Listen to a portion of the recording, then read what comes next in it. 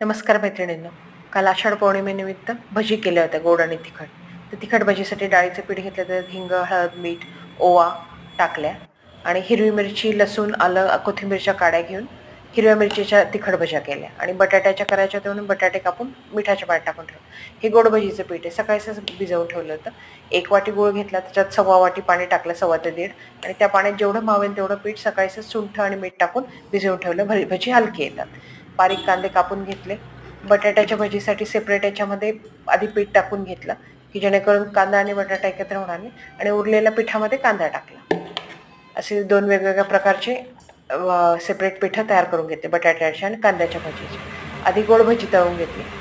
चांगलं गॅस तेल तापू दिलं आणि कमी मीडियम आचेवर छान असे छोटे छोटे गोड भजी टाकले आणि खरपूस असे गुलाबी रंगावर तळून घेतले. गोड भजी करताना नेहमी लक्षात ठेवायचं की ते छान तळू द्यायचे.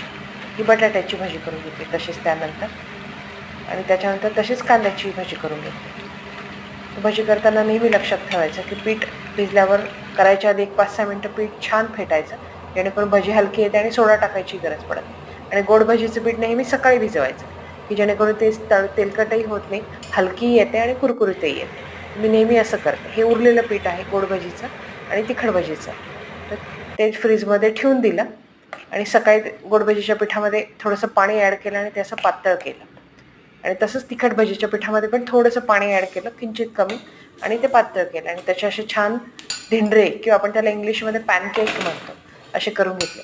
ह्या पॅनकेकचे किंवा धिंड्याची एक स्टोरी माझी आजी सांगायची. पूर्वी तेल खूप नसायचं घरामध्ये, त्याच्यामुळे मग तळणीचा पदार्थ करण्यापेक्षा त्याच याच्या कमी तेलामध्ये अशी ही तव्यावरची धिंडरी काढायची, तिखट आणि गोड.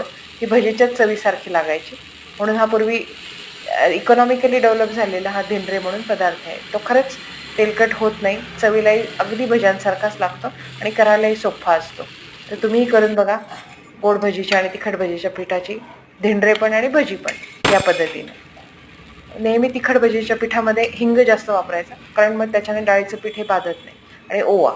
मग बाकी तुम्ही कधी लाल तिखटाची केली तर लाल तिखट घाला, हिरव्या मिरचीची केली तर हिरव्या मिरची, लसूण आणि आलं आणि कोथिंबीरच्या काड्या आणि जिरं वाटून टाकायचं. ते पण चवीला खूप वेगळं आणि छान लागतं. आणि छान फेटलं की कमीत कमी सोडा, म्हणजे शक्यतो गरजच पडत नाही, तर ह्या पद्धतीने करायचं. हे धिंडरं झालं, आधी केली होती ती भजी झाली. तर नक्की करून बघा आणि खाऊन पहा.